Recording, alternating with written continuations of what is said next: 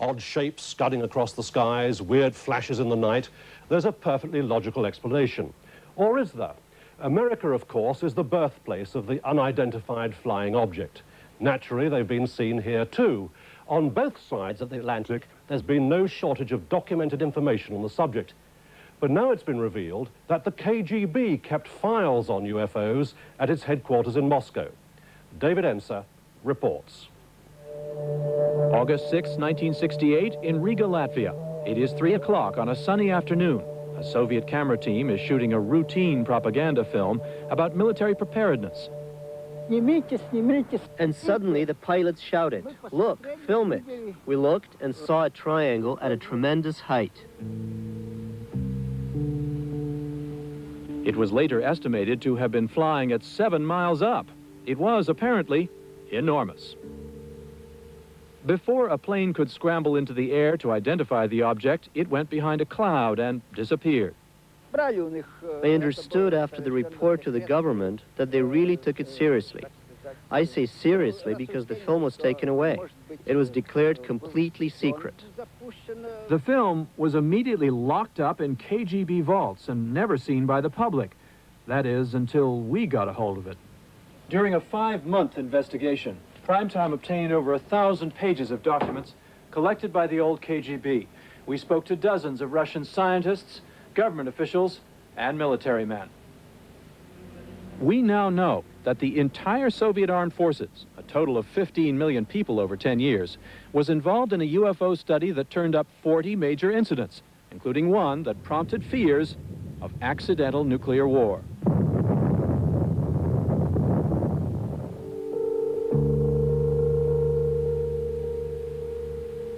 As a result of the study, hundreds of UFOs were recorded, and some were photographed.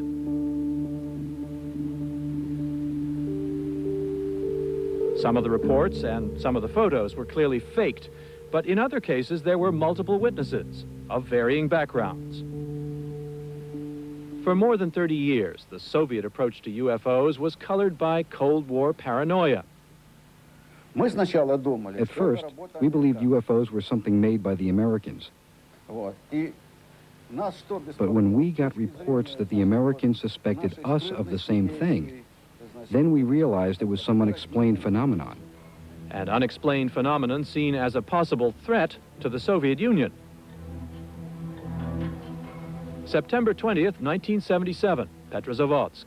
Hundreds of people in the region report seeing a UFO shaped like a giant jellyfish. One artist painted what he saw.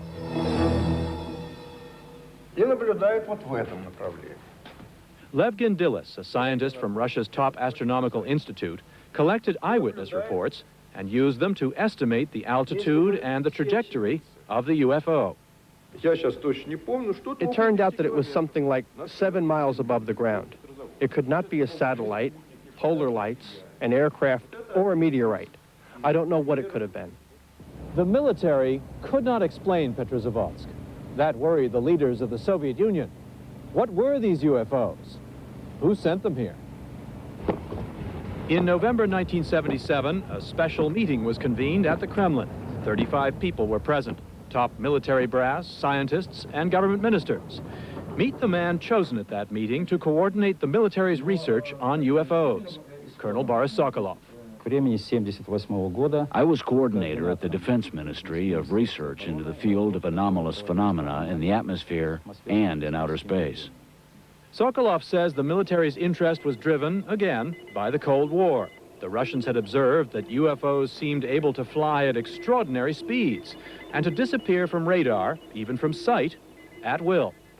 It was presumed that if we obtained the knowledge of such technologies, we would achieve a considerable advantage in the competition in which we were unfortunately engaged at the time. The decision was made to conduct a gigantic study. All Soviet military personnel were ordered to report in depth about any sightings or contact with UFOs.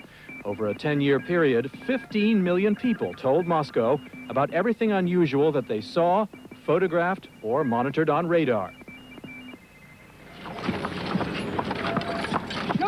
October 4th, 1982, Bielogorovice, Ukraine. Near a sleepy farming village, our search brought us to perhaps the most frightening case of all, an incident that could have started an accidental nuclear war. I was riding a motorcycle not far from here. I saw a large object in the air. It had a perfect geometric shape. Every person we spoke to in Bielokorovice said they saw a flying saucer on that day. They told us it was huge, about 900 feet in diameter. For hours, it hovered over the nearby ballistic missile base, where Lieutenant Colonel Vladimir Platunov worked as a missile engineer. It looked just like a flying saucer, the way they show them in the movies. No portholes, nothing. The surface was absolutely even. The disc made a beautiful turn like this, on the edge, just like a plane. There was no sound. I had never seen anything like that before. Lieutenant Colonel Platunov took me to the ruins of what was then a missile silo, with a nuclear warhead pointed at the United States. It was dismantled 3 years ago under an arms reduction treaty. Platunov was in the bunker on that day 12 years ago. In this room were dual control panels for the missile, each hooked up to Moscow. What happened next so alarmed the Soviet military leadership that a 4-man commission was sent the next day to investigate, including Colonel Sokolov. During this period, for a short time, signal lights on both the control panels suddenly turned on. The lights showing that missiles were preparing for launching, as could normally only happen if an order was transmitted from Moscow. No one had touched any buttons. No one had entered any codes. And yet, as the UFO hovered over the base, the control panel showed the missiles were preparing to launch.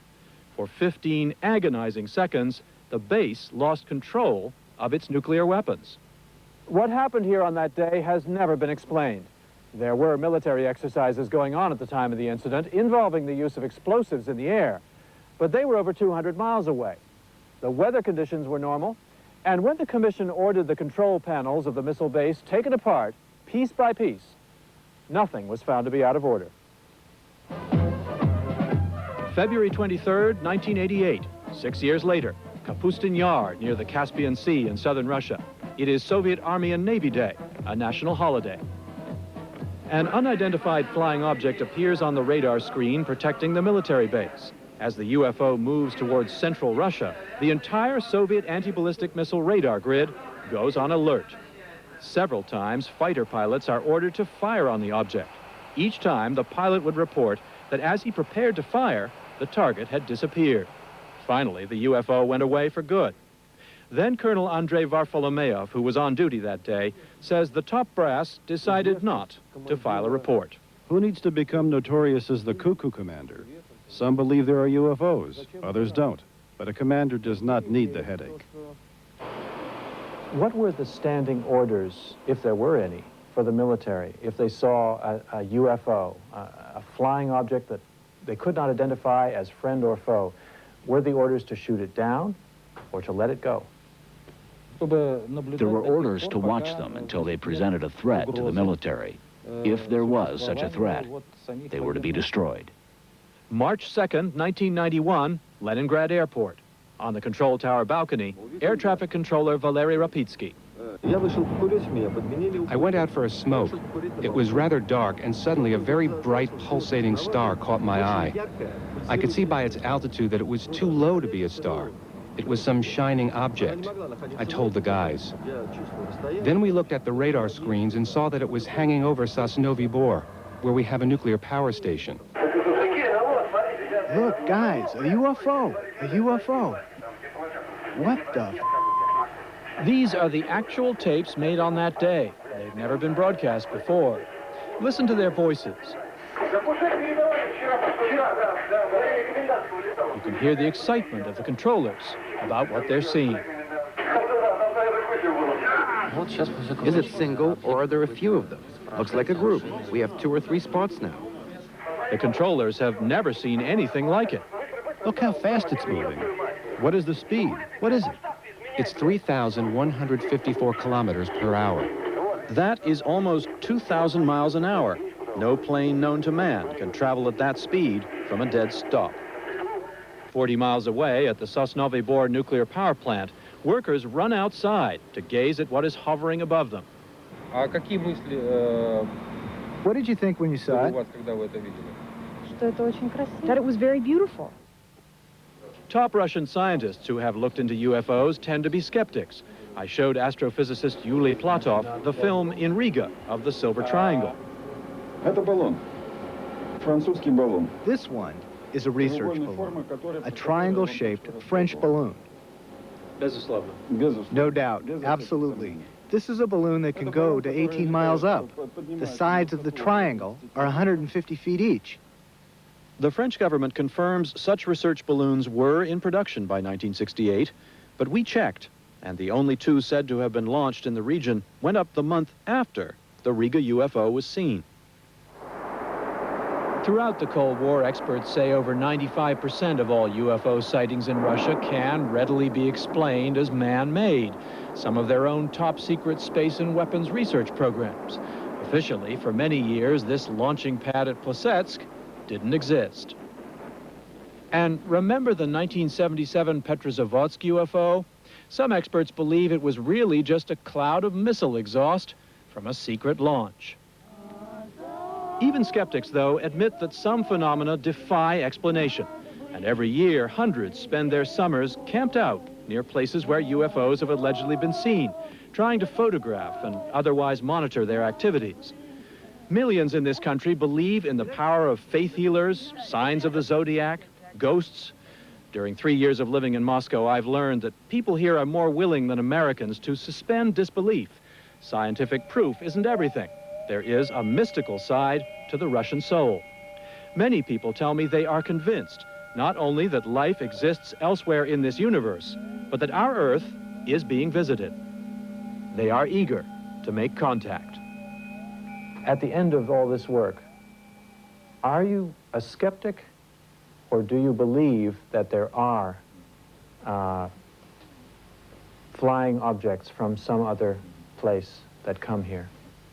When I started working on this in 1978, I was a 100% skeptic. Now I'm 90%. I mean, there are some phenomena that just cannot be explained. David Enser of ABC's Primetime Live program reporting there. That's all for now. I'll be back with another edition of Sky Worldwide Report on